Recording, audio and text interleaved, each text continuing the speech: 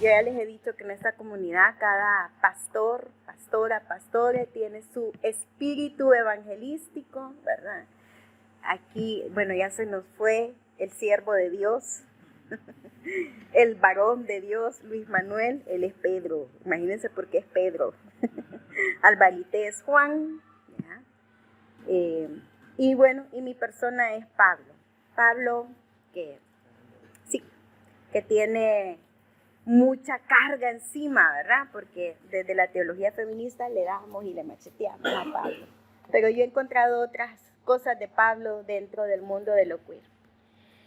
Bueno, en el nombre de la divinidad, Madre, Padre, pero principalmente como ha sido declarado este día a través del Evangelio, nuestro gran amigo Jesús, a quien hemos dicho desde este espacio, tanto Ali como mi persona, con esa sospecha que nos da la teología de que era una persona asexual y que por lo tanto era una persona queer, es nuestro gran misterio.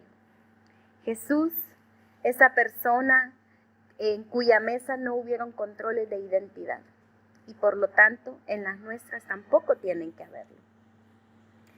Esa persona que nos enseñó también que el espíritu, tal como al inicio, como lo dice el Génesis, sopla para donde quiere y sopla como quiere y crea lo que quiere, porque así es la divinidad. Por eso vamos a pedir su sabiduría, porque hoy no solamente estamos celebrando orgullosamente quiénes somos, sino porque también celebramos nuestra sobrevivencia en un contexto cada vez más adverso para todo el mundo, menos para los ricos y fascistas, pero principalmente para nosotras, personas LGBTQIA+. Celebramos que nuestra comunidad sigue orando, sigue cantando, se sigue desbordando de las lágrimas cada vez que encontramos en el canto, como decía Santa Teresa de Ávila, que cantar es orar 2 veces. Seguimos encontrando ese gozo extasiático que es entender lo sabroso que es la divinidad. Seguimos amando, seguimos construyendo el reino, como bien lo decía la teología de la liberación. Y aún cuando durante siglos y siglos se ha negado primero nuestra existencia y luego nuestra permanencia en los espacios de fe o dentro de las comunidades eclesiales, ahí hemos estado. Y hay figuras que nos recuerdan precisamente por qué una iglesia como la Comunidad Santa María Magdalena existe, por qué una capilla como el Espíritu Santo existió y por qué hubo una pastoral de la diversidad sexual y de género allá en San Juan Evangelista, que es nuestra casa de origen.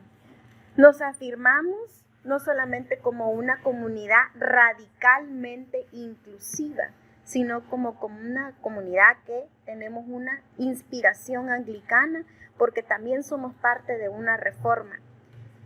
Y esa reforma nos invita a algo muy especial y particular, y es a seguirnos deconstruyendo para poder construir el reino. Las palabras de Pablo hoy resuenan con una fuerza muy especial. Y yo les invito realmente a que le quitemos todo lo que el patriarcado le ha colocado hasta el tuétano al pobre Pablo y lo liberemos un poquito. Como dice Pablo, ¿quién podrá separarnos del amor de Cristo? Yo creo que es una pregunta también bastante política, profundamente política. Porque durante mucho tiempo las iglesias han respondido hacia personas como nosotros con muchos motes, modismos, acrónimos. También se han negado nuestras identidades, nuestras orientaciones. Se ha negado incluso la convivencia de personas con discapacidad, de personas con VIH, de personas que no buscaban otra cosa más que comprensión, amor y principalmente seguridad. Y lo que encontraron fue violencia. Por no cumplir con los roles de género hegemónicos, por no cumplir con lo que se espera que cumplas dentro de una sociedad que no solamente es heteronormada, sino que también es capacitista y es consumista de cuerpos. Vivimos en una sociedad que consume nuestros cuerpos o a través de nuestros cuerpos. Entonces no cumplir con eso hace mucho más enriquecedora las palabras de Pablo. Pablo hace una lista enorme de poderes que van desde lo religioso, lo político y lo espiritual. Pero a mí me gusta cuando termina afirmando algo muy importante, y es que Jesús es nuestro amigo. Porque al decir que es nuestro amigo, no lo está colocando en ese lugar que tenemos allá enfrente. Lo está colocando en un lugar de horizontalidad, al mismo nivel que cada uno y cada una de nosotras. Nos han enseñado que la divinidad está allá en la estratosfera, muy lejos, pero muy lejos de nosotras y de nosotros. Bueno, hay hasta canciones, ¿verdad?, que dicen que es imposible quererlo alcanzar. Imagínense lo que afirmamos con la palabra. Entonces, en ese lugar tan alejado, pero tan alejado, ¿cómo vamos a entender y a comprender que se manifiesta en cada una, en cada uno y en cada una de nosotros? Pablo nos dice que nadie tiene autoridad para romper aquello que Dios, la divinidad, ya abrazó.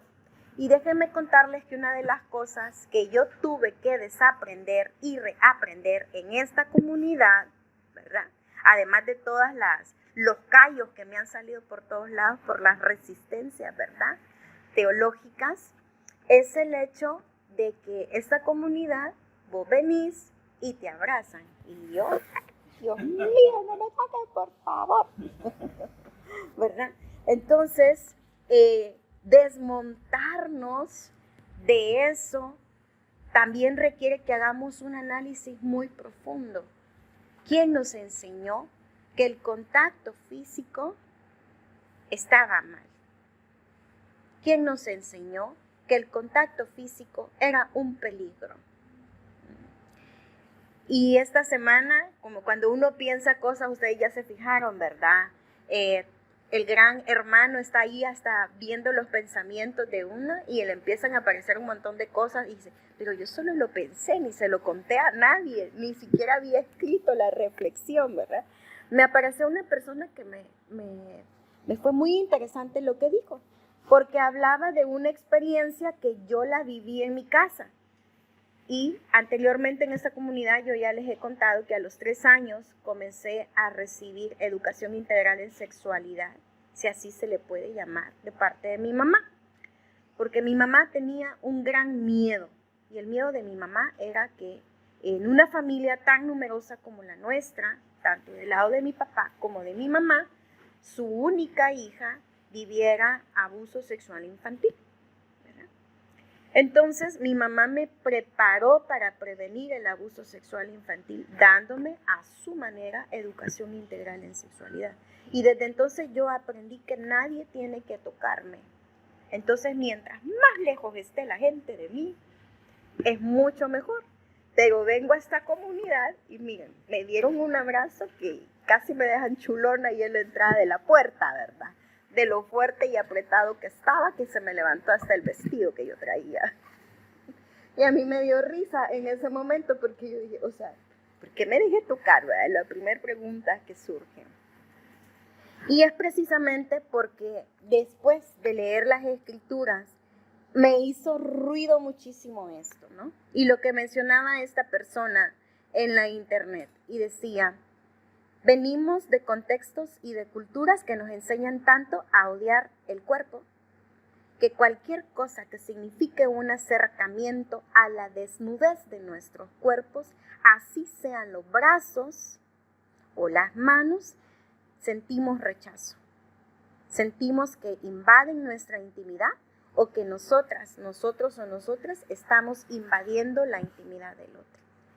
De ahí que cuando las personas, por ejemplo, en un contexto de confianza, se cambian juntas en una misma habitación o comparten espacios o áreas comunes en el baño, siempre estamos pensando en nuestro cuerpo con vergüenza. Pero Pablo nos regala este gran mensaje. Ninguna autoridad tiene el poder de romper aquello que Dios ha abrazado.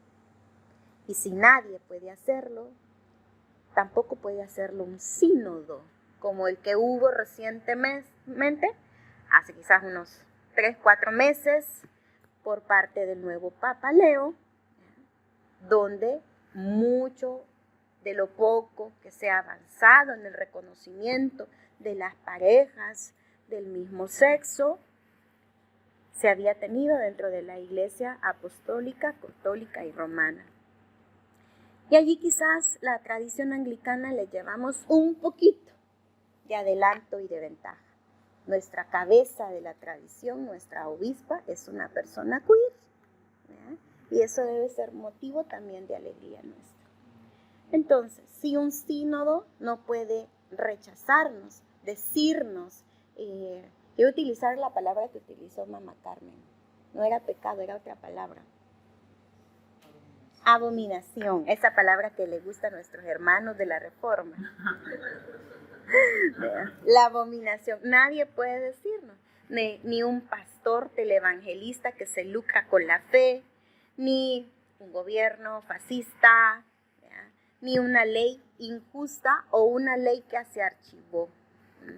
Ni siquiera la campaña de odio en las redes sociales que se va a intensificar los días que estemos posteando y reposteando lo felices que estábamos bailando al son de las bandas y de la batucada ayer en la marcha.